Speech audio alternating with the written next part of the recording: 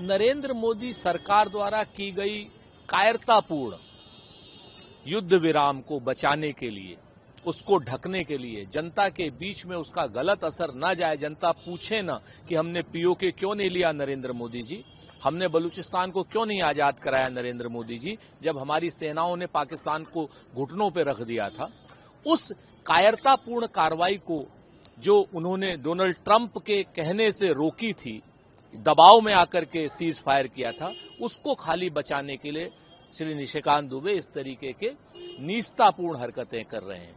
क्या अटल बिहारी वाजपेयी, नानाजी देशमुख या भारतीय जनता पार्टी के अन्य नेता जो उस समय जनसंघ में थे, चाहे बलराज मधोक हो, चाहे कुशाभाऊ ठाकरे हो, उस वक्त ये सब दस्तावेज क्यों नहीं लेकर के आए थे? क्या वो लोग भी गद्दार थे निशिकांत दुबे, या वो लोग आपकी तरीके से नीच नहीं थे?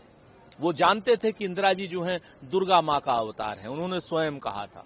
तो आज की डेट में भारतीय जनता पार्टी मूल रूप से देश की एकता और अखंडता के लिए बाधक है, विशेष रूप से जब तक निशिकांत दुबे जैसे इनके सांसद रहेंगे, जो लोग ये कहते हैं कि देश में गृह युद्ध चल रहा है, जो लोग ये कहते हैं कि देश में धार्मिक युद्ध चल रहा है। ऐसे सांसदों की जगह तो जेल में होनी चाहिए, लेकिन दुर्भाग्य है कि ऐसे सांसद भाजपा में पाए जाते। इमरजेंसी का चैप्टर अब बहुत दूर जा चुका है, कांग्रेस इस पर माफी मांग चुकी है। इमरजेंसी को लेकर के अब जनता में कोई विरोध का भाव नहीं है।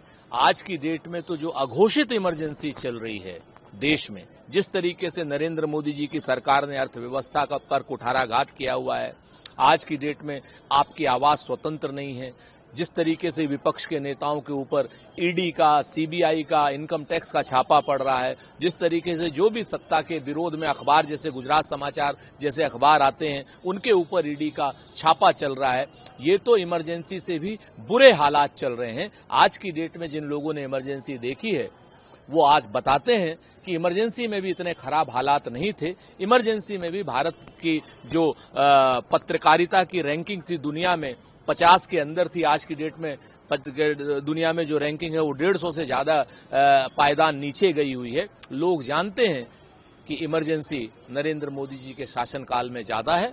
लोग 25 और 26 जून को इन्हीं की इमरजेंसी के विरोध में बाहर निकलेंगे, ऐसा हमारा पूर्ण विश्वास है।